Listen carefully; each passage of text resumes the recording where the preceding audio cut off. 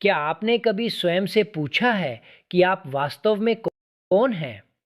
हम अपना अधिकांश जीवन दूसरों को समझने में, दुनिया को बदलने में, सफलता पाने में और ज्ञान इकट्ठा करने में बिताते हैं। लेकिन एक बात को हम अक्सर भूल जाते हैं, स्वयं को समझना। मैं कहता हूँ कि बुद्धिमत्ता की शुरुआत स्वयं को जानने से होती है। यदि आप स्वयं को नहीं जानते, तो संसार के बारे में आपका हर निष्कर्ष अधूरा होगा, क्योंकि दुनिया को देखने वाला मन ही भ्रमित है। जब देखने वाला स्पष्ट नहीं है, तो वह जो कुछ भी देखता है, उसमें विकृति आ जाती है। आप अपने विचारों, मान्यताओं, इच्छाओं, भय और स्मृतियों के माध्यम से दुनिया को देखते हैं। इसलिए आप दुनिया को वैसा नहीं देखते जैसी वह है, बल्कि वैसा देखते हैं जैसे आप हैं। क्या आपने अपने मन की गतिविधियों को कभी बिना किसी निर्णय के देखा है? जब ईर्ष्या उत्पन्न होती है, क्या आप उसे केवल देख सकते हैं? जब क्रोध आता है, क्या आप उसे बिना दबाए, बिना उचित ठहराए समझ सकते हैं? जब भय पैदा होता है, क्या आप उससे भागे बिना उसके साथ रह सकते? स्वयं को जानना किसी पुस्तक से नहीं सीखा जा सकता। कोई गुरु, कोई धर्म, कोई सिद्धांत आपको आपके बारे में नहीं बता सकता। आप स्वयं अपनी पुस्तक हैं और उस पुस्तक का अध्ययन हर क्षण करना पड़ता है। अपने संबंधों में स्वयं को देखिए। दूसरे लोगों के साथ आपका व्यवहार, आपकी प्रतिक्रियाएं, आपकी अपेक्षाएं, यही आपका दर्पण है। इन्हीं में आपका वास्तविक स्वरूप प्रकट होता है। जब आप स्वयं को गहराई से समझने लगते हैं, तब मन में एक अद्भुत परिवर्तन आता है। तब संघर्ष कम हो जाता है, क्योंकि समझ आ जाती है कि संघर्ष का स्रोत बाहर नहीं, भीतर है। और जब मन स्वयं को समझ लेता है, तब उसमें एक ऐसी शांति जन्म लेती है जो किसी प्रयास का परिणाम नहीं होती। उसी शांति में बुद्धिमत्ता का जन्म होता है। इसलिए मैं कहता हूँ, स्वयं को जानना ही बुद्धिमत्ता की शुरुआत है, क्योंकि जो स्वयं को जान लेता है, वो जीवन को समझने के मार्ग पर चल पड़ता है। अधिकांश लोग अपने जीवन को किसी न किसी आदर्श के अनुसार ढालने की कोशिश करते हैं।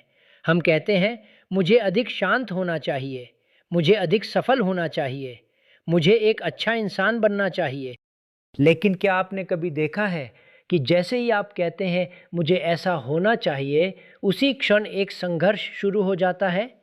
एक ओर वह है जो आप वास्तव में हैं, और दूसरी ओर वह आदर्श है जो आप बनना चाहते हैं। इन दोनों के बीच निरंतर दूरी बनी रहती है। यही दूरी संघर्ष, निराशा और असंतोष को जन्म देती है। मैं आपसे पूछता हूँ, क्या किसी आदर्श के माध्यम से स्वयं को समझा जा सकता है?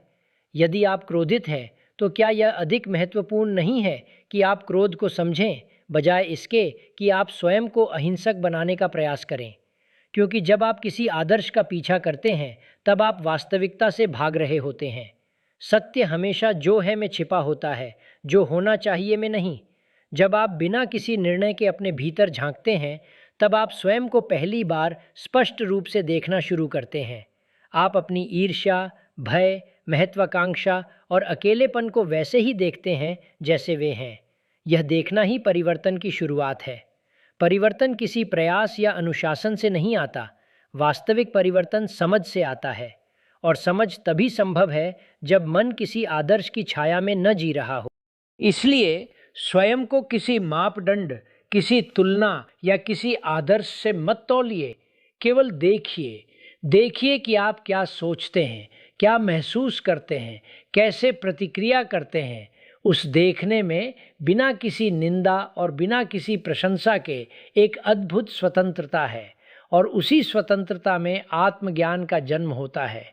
मित्रों, क्या आपने कभी यह समझने का प्रयास किया है कि स्वयं को जानने का सबसे सरल और सबसे सीधा मार्ग क्या है? अधिकांश लोग सोचते हैं कि आत्मज्ञान किसी एकांत स्थान में, किसी विशेष साधना में या किसी गुरु के मार्गदर्शन में प्राप्त होता है। लेकिन मैं कहता हूँ कि स्वयं को जानने का सबसे बड़ा दर्पण आपके संबंध हैं। आप जैसा अपने परिवार, मित्रों, सहकर्मियों और समाज के साथ व्यवहार करते हैं, वही आपके मन की वास्तविक स्थिति को प्रकट करता है। जब कोई आपकी प्रशंसा करता है, तब आप कैसा महसूस करते हैं? जब कोई आपकी आलोचना करता है, तब आपके भीतर क्या होता है?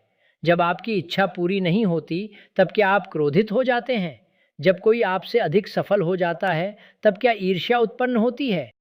इन सभी प्रतिक्रियाओं में आपका वास्तविक स्वरूप दिखाई देता है। संबंध केवल दो व्यक्तियों के बीच का संपर्क नहीं है, वे एक जीवित दर्पण है जिनमें आप अपने भय, अपनी इच्छाएं, अपनी असुरक्षाएं और अपनी अपेक्षाएं देख सकते हैं। लेकिन समस्या ये है कि हम अक्सर इस दर्पण को देखने के बजाय उसे बदलने की कोशिश करते हैं। हम दूसरे व्यक्ति को दोष देते हैं, उसे सुधारना चाहते हैं या उससे भाग जाते हैं। इस कारण हम स्वयं को देखने का अवसर खो देते हैं। यदि कोई व्यक्ति आपको क्रोधित कर देता है, तो महत्वपूर्ण प्रश्न ये नहीं है कि उसने क्या किया। महत्वपूर्ण ये है कि आपके भीतर क्रोध क्यों उत्पन्न हुआ। यदि किसी की बात आपको चोट पहुंचाती है, तो ये देखना आवश्यक है कि आपके भीतर ऐसी कौन सी छवि है जो आहत हो जाती है। जब आप अपने संबंधों को इस प्रकार देखते हैं, तब प्रत्येक संबंध आत्मज्ञान का माध्यम बन जाता है। तब आप दूसरों को समझने से पहले स्वयं को समझना शुरू करते हैं। और जब स्वयं की समझ गहरी होती है, तब संबंधों में संघर्ष कम होने लगता है, क्योंकि अब संबंध अपेक्षाओं, भय और स्वार्थ पर नहीं, बल्कि समझ पर आधारित होते हैं। इसलिए याद रखिए, संबंध एक दर्पण है। यदि आप ध्यानपूर्वक देखें तो उनमें आपको अपना संपूर्ण मन दिखाई देगा, और उस मन को समझना ही आत्मज्ञान की शुरुआत है। क्या आपने कभी अपनी प्रतिक्रियाओं को ध्यान से देखा है? जीवन में हर क्षण कुछ न कुछ घटित होता रहता है। कोई आपकी प्रशंसा करता है, कोई आपकी आलोचना करता है, कोई आपकी अपेक्षाओं को पूरा करता है, कोई उन्हें तोड़ देता है। और हर घटना के साथ आपके भीतर एक प्रतिक्रिया जन्म लेती है। क्रोध, ईर्ष्या, भय, दुख, उत्साह या आनंद। सामान्यतः हम इन प्रतिक्रियाओं के साथ दो काम करते हैं, या तो उन्हें दबा देते हैं या उनसे भागने लगते हैं। जब क्रोध आता है, हम उसे गलत कहकर दबाते हैं। जब भय उत्पन्न होता है, हम किसी मनोरंजन, विश्वास या व्यस्तता में शरण खोजते हैं। लेकिन क्या दबाने या भागने से समझ पैदा होती है? मैं कहता हूँ नहीं। समझ केवल तब आती है जब आप अपनी प्रतिक्रिया को पूरी जागरूकता के साथ देखते हैं। जब क्रोध उठे तो तुरंत उसे बदलने या नियंत्रित करने की कोशिश मत कीजिए। केवल देखिए कि वह कैसे उत्पन्न हो रहा है। उसके पीछे कौन सी चोट, कौन सी अपेक्षा या कौन सा अहंकार छिपा है। जब ईर्ष्या पैदा हो तो उसे गलत मत कहिए, बस उसे ध्यान से देखिए। देखिए कि तुलना कैसे जन्म लेती है और तुलना से असंतोष कैसे उत्पन्न होता है। जब भय आए तो उससे दूर मत भागिए, उसके साथ रहिए, उसे समझने का प्रयास कीजिए। पूछिए, ये भय किस बात का है? भविष्य का, असफलता का, अकेलेपन का? ये देखने की कला ही ध्यान है। ध्यान किसी विशेष मुद्रा में बैठने का नाम नहीं है।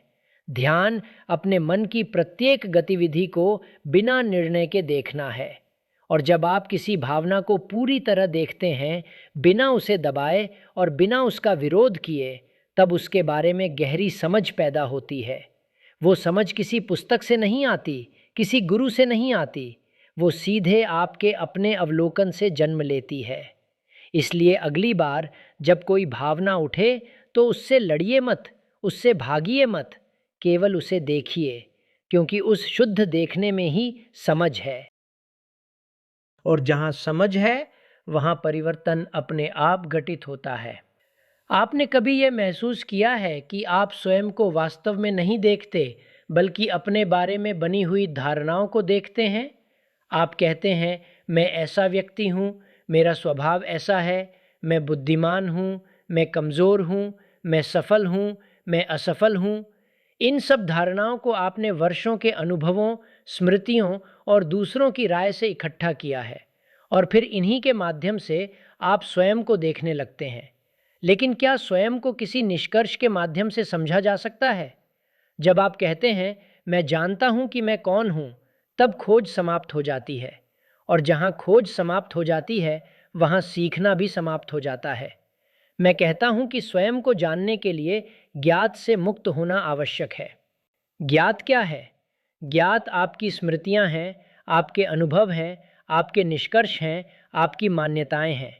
ये सब अतीत का हिस्सा हैं। और जब आप अतीत की आंखों से स्वयं को देखते हैं, तब आप कभी भी ये नहीं देख पाते कि इस क्षण आप वास्तव में क्या हैं। जीवन हर क्षण नया है, लेकिन मन पुराने निष्कर्षों में जीता। इसलिए प्रश्न ये नहीं है कि आप अपने बारे में क्या जानते हैं। प्रश्न ये है कि क्या आप स्वयं को बिना किसी पूर्व धारणा के देख सकते हैं? क्या आप आज स्वयं को ऐसे देख सकते हैं मानो पहली बार देख रहे हों, बिना ये कहे कि मैं ऐसा हूँ या मुझे वैसा होना चाहिए? केवल देखना, अपने विचारों को, अपनी भावनाओं को, अपनी प्रतिक्रियाओं को, अपने भय और अपनी इच्छाओं को जैसे वे इस क्षण हैं।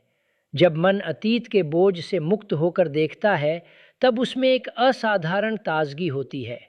तब प्रत्येक दिन सीखने का दिन बन जाता है। तब आप स्वयं को किसी स्थिर छवि के रूप में नहीं, बल्कि एक जीवित गतिशील प्रक्रिया के रूप में देखते हैं। और इसी देखने में स्वतंत्रता है, क्योंकि जो मन ज्ञात से बंधा हुआ है, वह कभी भी नए को नहीं जान सकता। इसलिए यदि आप वास्तव में स्वयं को समझना चाहते हैं, तो अपने निष्कर्षों को एक ओर रख दीजिए। हर दिन स्वयं को ऐसे देखिए मानो पहली बार देख रहे हों। यही आत्मज्ञान का आरंभ है और यही आंतरिक स्वतंत्रता का द्वार है। मनुष्य सदियों से सत्य की खोज में रहा है। उसने धर्म ग्रंथ पढ़े, गुरुओं का अनुसरण किया, मंदिरों और आश्रमों की यात्रा की, अनेक सिद्धांतों और व्यवस्थाओं को अपनाया। लेकिन एक प्रश्न आज भी बना हुआ है, क्या कोई दूसरा व्यक्ति आपको आपके बारे में बता सकता है? मैं कहता हूं नहीं। कोई गुरु, कोई पुस्तक, कोई धर्म, कोई दर्शन आपको आपके बारे में अंतिम सत्य नहीं बता सकता। वे केवल संकेत दे सकते हैं, दिशा दिखा सकते हैं, लेकिन स्वयं को समझने का कार्य आपको स्वयं ही करना होगा। हम अक्सर आसान रास्ता खोजते हैं।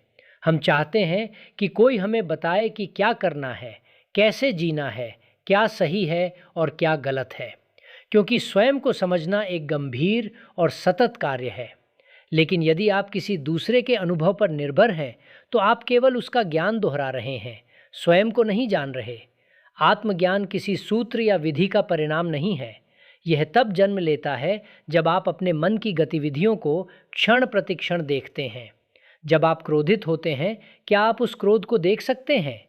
जब आप भयभीत होते हैं, क्या आप भय को समझ सकते? जब आप किसी से प्रेम करते हैं, क्या आप उस प्रेम में छिपी अपेक्षाओं और आसक्तियों को पहचान सकते हैं? यही आत्म अध्ययन है। आप स्वयं एक जीवित पुस्तक हैं। आपके विचार, आपकी प्रतिक्रियाएं, आपके संबंध, आपकी इच्छाएं और आपके भय, ये सभी उस पुस्तक के पृष्ठ हैं। और इस पुस्तक को कोई दूसरा आपके लिए नहीं पढ़ सकता। जागरूकता का अर्थ है स्वयं को हर क्षण देखना, बिना निर्णय के, बिना निंदा के, बिना स्वयं को बदलने की जल्दबाजी के, केवल देखना। क्योंकि देखने में ही समझ है, और जहाँ समझ है वहाँ परिवर्तन स्वाभाविक रूप से घटित होता है। इसलिए किसी पुस्तक, किसी गुरु या किसी व्यवस्था पर निर्भर मत रहिए कि वे आपको स्वयं से परिचित करा देंगे। आप ही प्रश्न हैं और आप ही उत्तर। स्वयं को जानने का यह कार्य किसी और को नहीं सौंपा जा सकता। इसे आपको स्वयं करना होगा, हर क्षण पूर्ण जागरूकता के साथ। मित्रों, मनुष्य की एक गहरी प्रवृत्ति है कि वह हर चीज़ को एक लक्ष्य बना लेता है। वह सफलता को लक्ष्य बनाता है, ज्ञान को लक्ष्य बनाता है और यहाँ तक कि आत्मज्ञान को भी एक उपलब्धि बना लेना चाहता है। वह पूछता है, मैं स्वयं को पूरी तरह कब जान पाऊंगा? लेकिन क्या स्वयं को जानना कोई ऐसी वस्तु है जिसे एक दिन प्राप्त कर लिया जाए? मैं कहता हूं नहीं। जिस क्षण आप कहते हैं मैं स्वयं को जान गया हूं, उसी क्षण सीखना समाप्त हो जाता है, क्योंकि यह कथन एक निष्कर्ष है और निष्कर्ष जीवित नहीं होते। जीवन हर क्षण बदल रहा है। आपके विचार बदल रहे हैं, आपकी भावनाएं बदल रही हैं, आपके संबंध बदल रहे हैं। जब सब कुछ निरंतर गतिशील है, तब स्वयं को जानने की प्रक्रिया भी निरंतर होनी चाहिए। आत्मज्ञान कोई मंजिल नहीं है, यह एक जीवंत यात्रा है। नदी की तरह जो कभी स्थिर नहीं रहती, मन भी हर क्षण नया होता है। यदि आप पुराने निष्कर्षों के आधार पर स्वयं को समझने की कोशिश करेंगे, तो आप केवल अतीत को देखेंगे, वर्तमान को नहीं। इसलिए स्वयं को जानना किसी उपलब्धि का नाम नहीं है, यह हर दिन स्वयं को नए सिरे से देखने की कला है। आज जो भय है उसे देखना, आज जो इच्छा है उसे समझना, आज जो दुख, आनंद या अकेलापन है उसे बिना किसी निर्णय के जानना, यही सीखना है। और जहाँ सीखना है वहाँ जीवंतता है। लेकिन जैसे ही मन किसी निष्कर्ष पर पहुंच जाता है, वो कहना शुरू कर देता है, मैं जानता हूँ, और मैं जानता हूँ सीखने का अंत है। एक सचमुच बुद्धिमान मन कभी यह दावा नहीं करता कि उसने स्वयं को पूरी तरह जान लिया है। वो निरंतर देखता है, निरंतर सीखता है, निरंतर खोजता है, क्योंकि उसके लिए जीवन कोई स्थिर वस्तु नहीं बल्कि एक जीवित रहस्य है। इसलिए याद रखिए, स्वयं को जानना एक अंतहीन यात्रा है। इस यात्रा का कोई अंतिम पड़ाव नहीं है, कोई प्रमाण पत्र नहीं है, कोई उपलब्धि नहीं है। केवल देखना है, सीखना है और हर क्षण नए के प्रति जागरूक रहना है। और शायद इसी निरंतर सीखने में बुद्धिमत्ता का वास्तविक सौंदर्य छिपा है। जब आप स्वयं को गहराई से जान लेते हैं, तब जीवन में एक ऐसी स्वतंत्रता आती है जो किसी विचार, विश्वास या उपलब्धि